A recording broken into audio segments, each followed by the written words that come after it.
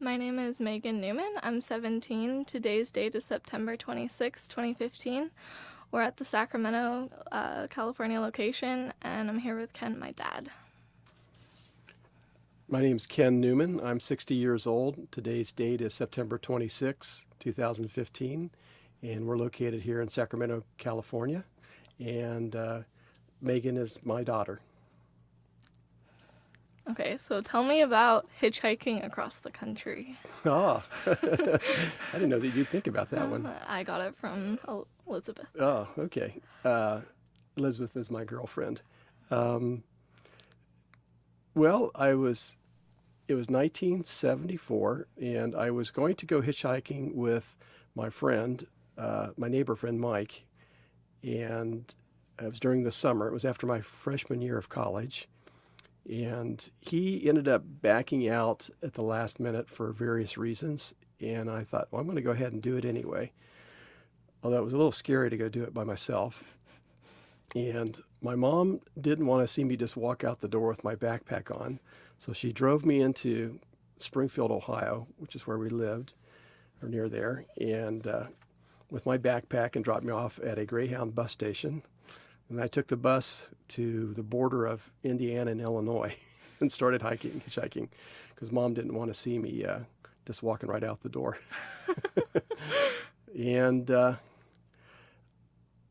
hitchhiked, I think, something like 8,000 or 9,000 miles, and went from Ohio west. I'll tell you about some of the spots, but to the Rockies, then down to Grand Canyon, and down to San Diego, and into Mexico, just across the border to Tijuana, and then all the way up the California coastline, across to Oregon,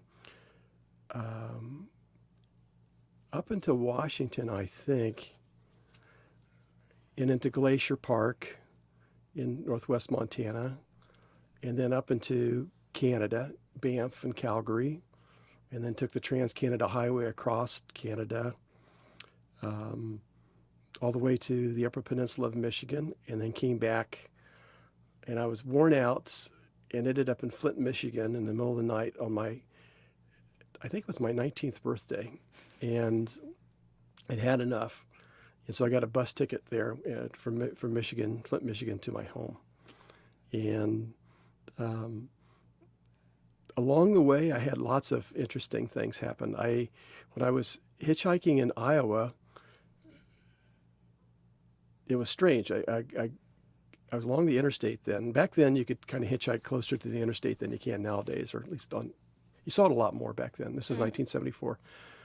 And a couple of guys pulled up in kind of a souped up car, and they pulled over, and then they both jumped out and said, "Here, we'll throw your backpack in the trunk." And I thought,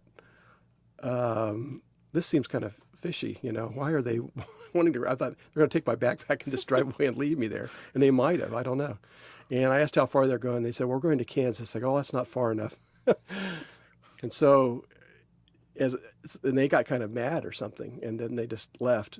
But then the next car that pulled up, this guy yells out the window, "Hey, you want some chicken, Ken?" or something like that. And it turns out it was my roommate from college, and he was driving cross country. It was just a coincidence.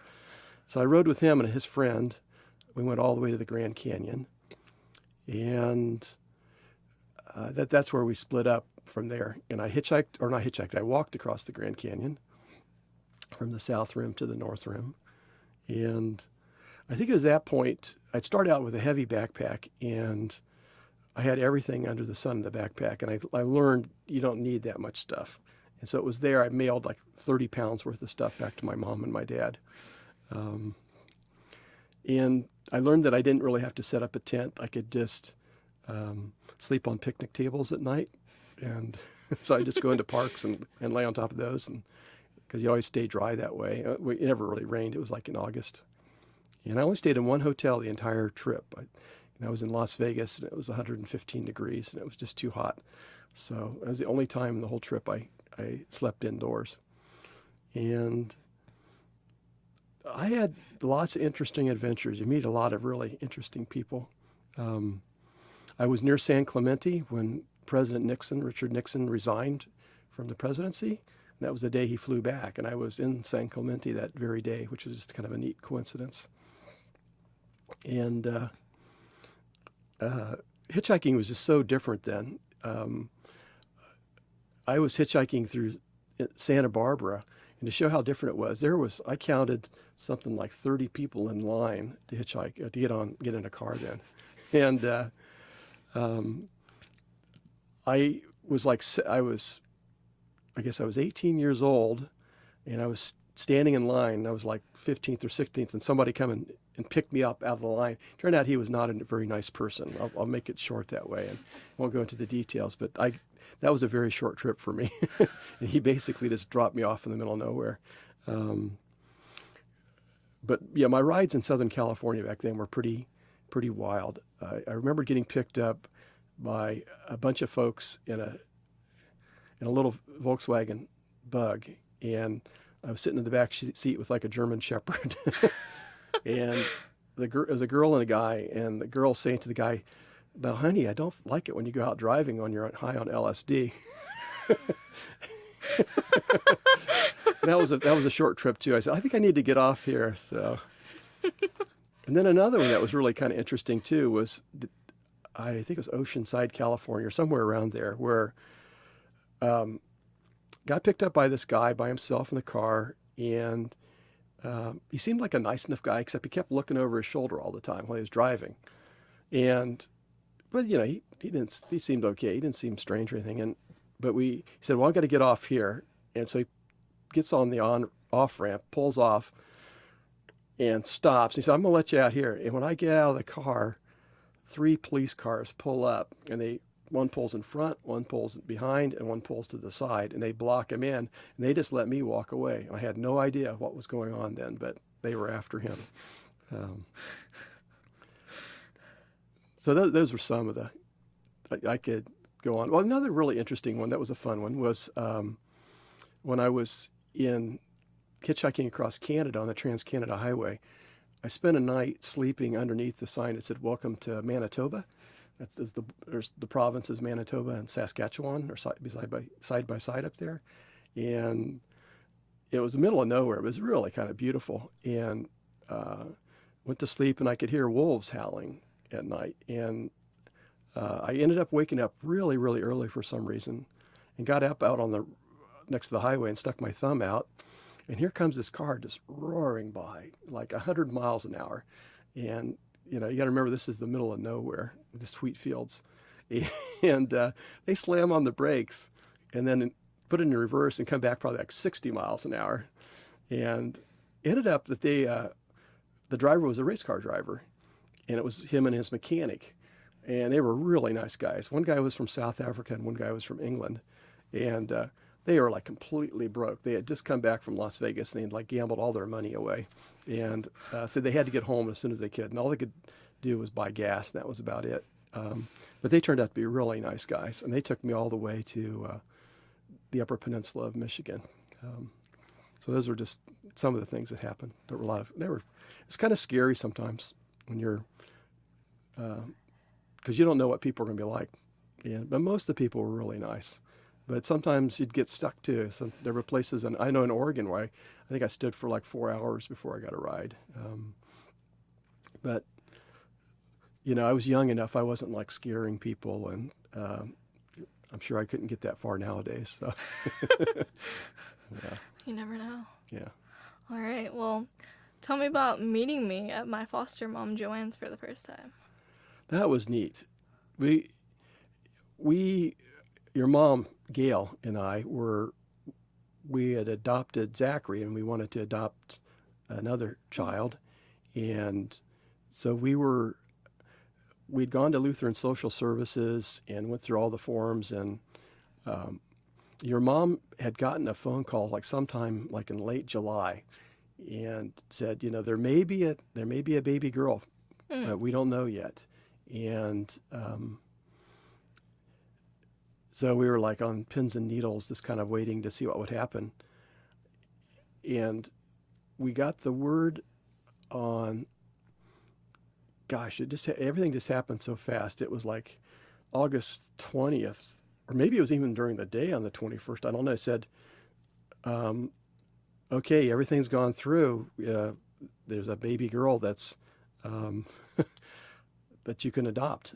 And we were living in upper part of Idaho then, in Moscow, Idaho, and you were staying with a foster mom, Joanne, up near Hayden Lake, which is up by Sandpoint, real close to Canada. And it was like, I don't know, 100 miles from our house. Mm-hmm. And I think your mom called me at work. It was a Friday. And she said, we got to go, or something like that. And so we were all excited. And so we took Zachary, your brother, Right. and he was only 17 months old then. And we found out that you had been born on June 8th, and this was August 21st, and that you had, that your birth mother had complications and had to be flown in a helicopter Mm-hmm. to Spokane. And you had been in like a prenatal unit for a while, and that you were pretty small when you were born. I forget exactly how small, 5 pounds or something like that. I think it was 6 pounds, 2 ounces. 6 pounds, okay. That's what my birth certificate says. Okay. And you had spent a few days in the hospital, and then you went to your foster mother's and stayed there for several weeks. Mm-hmm. So you were, I guess, about 10 weeks old then.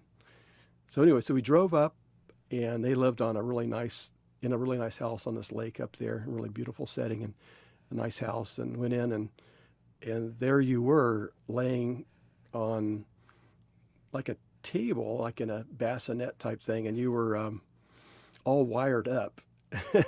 They had monitors on you because they were checking your oxygen levels and your heart and your lungs. So that's what they were concerned about, was like how developed they were. And you were really tiny. I mean, I could just pick you up really in one hand. And it was kind of like you had these wires on you and you're hooked to this machine. So we had to pick you up kind of gingerly to not yank these wires off of you. And that was exciting. And your foster mom was just great. She was so nice. She had put together a scrapbook of pictures of you, and from the whole time that you had been there. So that was really a neat kind of record for us. And we could tell she had taken such good care of you. And your brother, Zachary, was so excited. He wanted to hold you right away. And hard to believe that now. Oh, yeah. Now that he's 18 years old. But it's okay. He can't hold me now. That's okay. That'd be weird. it would be weird, yeah. How did you feel when you first saw me? Oh, we were excited. We were just so excited. Yeah. It's like, we felt really lucky, really fortunate. All right. So tell me about one of the happiest moments of your life. I think getting married to your mom was just fun. We had such a fun time. We had a beautiful wedding at the Inglewood Country Club in Seattle, right next to the golf course. It was an evening wedding, and we had all our friends there. And your mom just couldn't make up her mind who she wanted to be like a maid or maiden of honor, and so she had like 7 of them. She would. So then I had to find 7 guys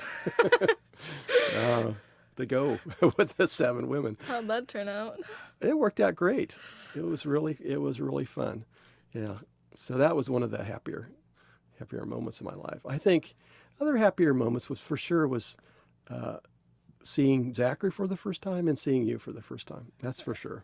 Didn't you meet him in the hospital? Yes. Yeah. We saw Zachary. Zachary was born at like 11 o'clock in the morning on January 1st, 1997. And we saw him 2 hours later at 1 o'clock. Oh, wow. So, and that's another funny story for him about him was, he was a big baby. He was like almost 11 pounds, I think.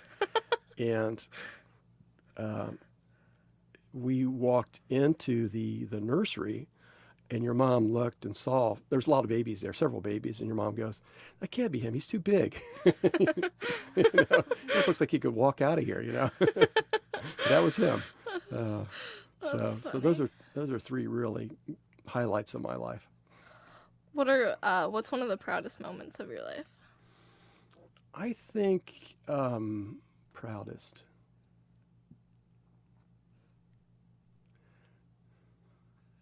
Um, There's two or three. One, when I was a kid, when I was like a sophomore in high school, and um, well, I could think of two or three things. One was I always wanted to get on the basketball team, and I tried out in seventh grade, and they only took 6 boys, and I didn't make it. I tried out in eighth grade, didn't make it. Tried out in ninth grade, didn't make it, and finally in 10th grade, I finally made it. And so finally getting on the team was great. Another thing was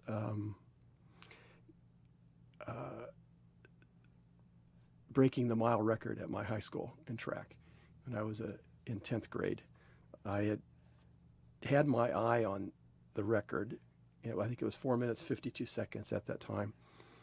And I was thinking, I bet I can break that. And to actually break that was very exciting. I remember exactly when it happened and where it happened.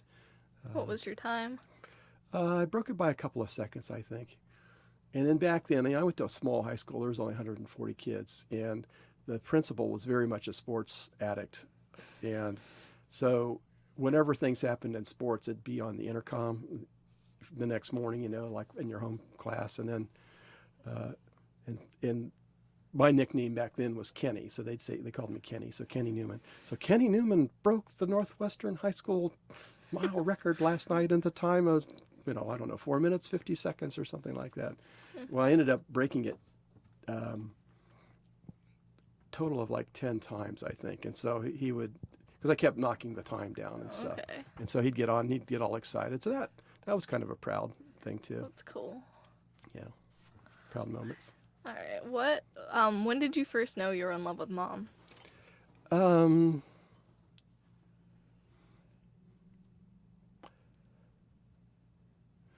I met her just before New Year's in December 1986, and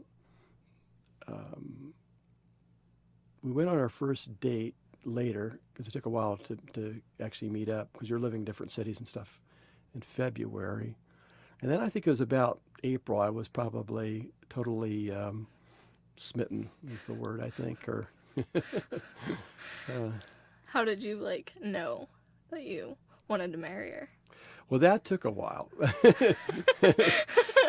Being in love with her and really liking her is one thing. Uh-huh. Getting married is a different story. And actually, what made me realize that I wanted to get married was when her brother died, David. It was like, that was actually a couple of years later, and I was realizing, well, what am I doing here? Why am I waiting? Things happen, so don't want to, miss out on something. And so that was really a motivation for me. So that was like in December, I guess 1989. So 3 years later, 3 years after I met her. Okay. What was one of your funniest stories from college?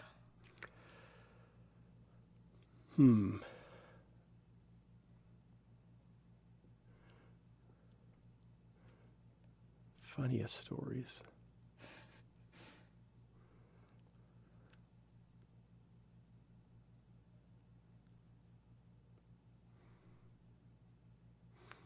That's tough. I'll have to think about. Mostly I remember trauma of certain things more than funny things. What was your traumatic stories from college? Well, when I was always a pretty good student, but it hadn't really worked that hard, actually. And my most traumatic memory from college is when I went back. I got my bachelor's degree in natural resources, and then I got a master's in forestry, and I worked as a forester for a while. And anyway, I ended up liking sampling and decided I'm going to go back and get a master's in statistics. And I didn't have the math for it. And the most traumatic moment I had was taking a linear algebra test, a final, where where it was a very strange class. I actually ended up getting it was like 2 tests the entire term, semester, quarter. I got 100 on the midterm, and I went in and I failed the final. So I went from perfect to like terrible, and I ended up with a C in the class. It was my first quarter back, and they had just accepted me provisionally because I didn't have the math for it. And I actually felt physically sick. I walked out of the test, and I thought I was going to throw up. I had never failed a test before and failed something that badly. And it was just like, oh no, are they going to like kick me out, And that was traumatic. What ended up happening? Well, I did well in other things, and they said, they were great. They said, oh, that happens, and you're doing really well in other stuff. And I went on and I took the second course in linear algebra just to see if I could do it, and then I got an A the next time. So it was like, it motivated me to work really hard, and it was hard for me. What was one of your favorite parts of college? I think meeting certain people. I made some really good friends, particularly when I went into statistics at Oregon State in Corvallis, Oregon. Ended up meeting some of people I'm friends with today still after almost 40 years. So I think it's really more the people that I met that I remember the most. So my friend Bob, who I met my first week of college, we're still friends, and you've met him before. And Matt, who was my neighbor in Corvallis, and a different Bob, my roommate in Corvallis. I'm still friends with these people after almost 40 years. So I think, and just finding that I was good at certain things, and it kind of ended up finding my niche in certain ways too. What motivated you to get all of your degrees instead of just, doing the 4 years and being done with it?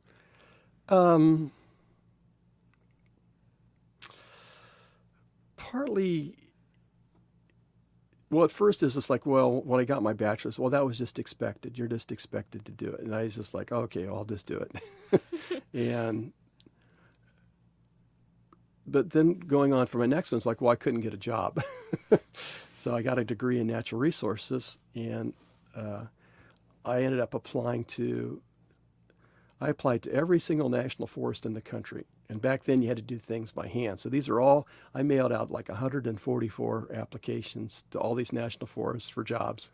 I ended up getting a couple of offers and took one, but just a couple out of that many? Yeah. It's crazy. And then I finished, and then when I was working on my master's in forestry, I ended up really liking statistics, and I liked the people that taught statistics. I was more interested in that than I was in forestry.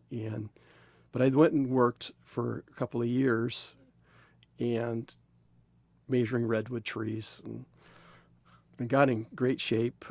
But I ended up getting kind of bored after a while because just standing in the rain, and the rain's just running off your nose, and you're trying to write stuff on pieces of paper, and I got routine, and it's like, I'd like to do something more challenging, and that's when I went back. And what did you feel like when you got your PhD? Relieved. I was like, okay, because I ended up. It took me 5 years, and I could have been done in 3, except I changed what I was working on in the middle, and that was enough. Was enough. I was tired of being poor, and tired of just the stress of not knowing if you're going to get done and if you're going to be successful. And I was ready to move on by then too, because I was in my 30s by then. And okay, that's enough. I'm ready to go do stuff now. So. Well, why did you guys decide to homeschool me and Zachary? Well, it was your mom's idea, and she wasn't really happy with, well, I'll back up. So when it was 2001, so you were 3 years old, and Zachary was 4, and we moved to Scotland for a year when I was on sabbatical near St. Andrews. And they start school early there, elementary school, call it primary school. And Zachary started P1, primary one, and he was 4 years old. And that was really like kindergarten, first grade combined. And then the sabbatical ended and we came back. And your mom, they wanted to put Zachary in like kindergarten because he was 5, I think. Well, he was 5. And your mom said, well, he's kind of too advanced for that now. And so that's when she said, well, we'll just homeschool. And then they thought, well, obviously it makes sense to homeschool you at the same time. Right. And she liked doing it. It was a lot of work. Sometimes she'd get really frustrated, but she thought that you guys were getting better education and more attention than you would have otherwise. So it was really your mom that wanted to do that. All right. How would you like to be remembered? Besides your lasers and your urn that spins and sparkles or whatever. Oh, yeah. You're talking about my final resting place ideas? Yeah. Right. But besides that, how would you like to be remembered? Well, I think as somebody who was a good dad and contributed in important and useful ways to the environment, ecology, and ecological statistics, which is what I do mostly. And I think as somebody who was kind for the most part and open-minded and curious and fun, and didn't take himself too seriously, and You're doing that one well. and was somebody who was supportive of other people too. All right. Do you want to retire? No. So you want to work on Delta Smelt until your last days? I'm kidding. What do you want to do? I will outlast them. They'll probably go extinct before me. But yeah, I do. I think I don't want to work so many hours, and I want to pick and choose what I work on. But I like what I do, and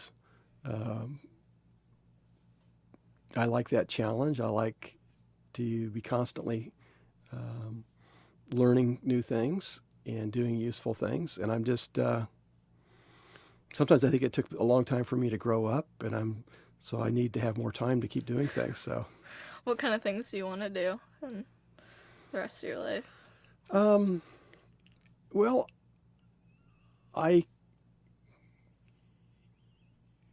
for work stuff, there's several. There's several more sort of professional papers I'd like to finish and maybe write another book or two. I'm not sure. There's more traveling I want to do for sure. Like what? Oh, I want to go into like the Northwest Territories, and I want to go into Siberia. I'd like to go to other parts of Central Asia. I've never been to South America. I'd like to go all over South America. Pretty much I'd like to hit all the continents. I have never been to Africa either. What's the highest place on your list to go?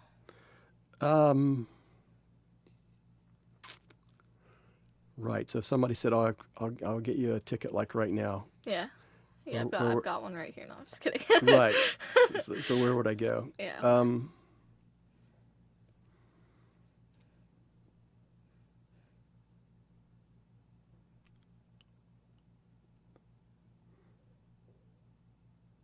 I think Scandinavia.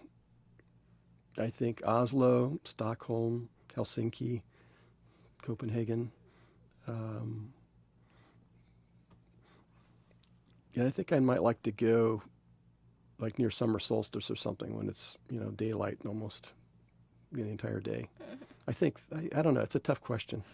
Would you backpack or how would you go? Oh, I'd want one of the big cities. I'd just be getting around, staying in like B&Bs or something. But yeah, no, I'd want to go hiking, particularly see the fjords of Norway and go all the way up, way north, near above the Arctic Circle. Mm-hmm. So I'd like to see polar bears, for example. That'd be cool. Yeah. So who was one of the most important people in your life? Well, your mom, for sure, Mm-hmm. I think.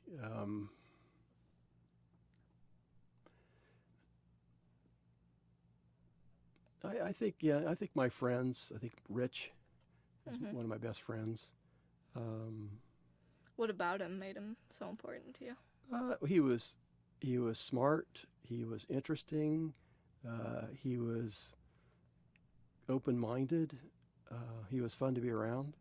He's a very generous person, incredibly generous person.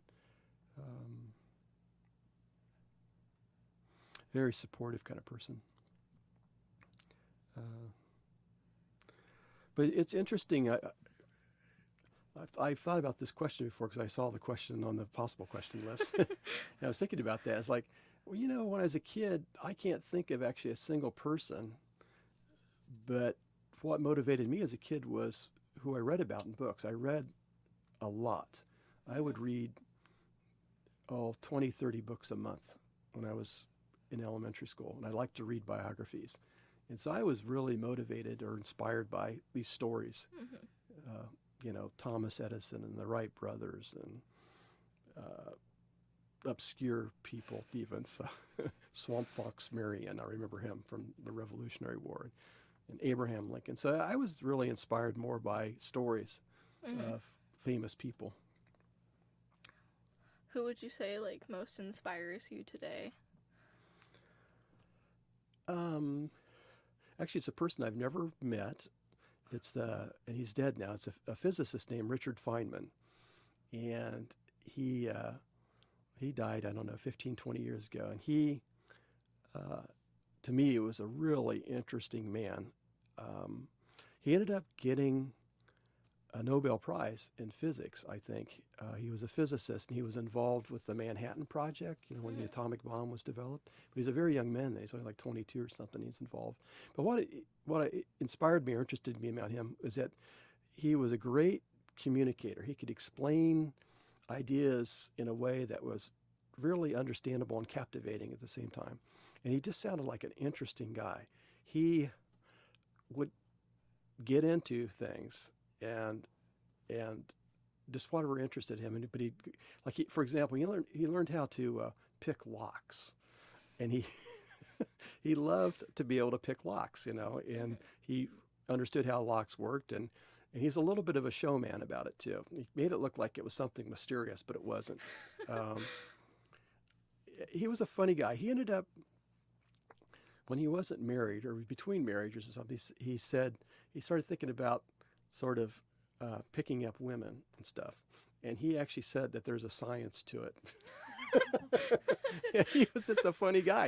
And he would talk about, well, you got to sort of ask these questions and be interested this way and stuff like that. So he was like a character. And I liked him even when he was older. He was like in his 80s. And he was making friends with very young people still. Mm-hmm. He was just an open-minded guy. And he wanted to go see some obscure place in Central Asia before he died. He ended up not being able to get there because the communist China government wouldn't let him travel there. But he had these continual interests, and I've always found him an inspirational person. All right. Well, thank you for answering my odd amount of questions. Would you like me to ask you any questions? I'm okay. Thanks. This one's just for you.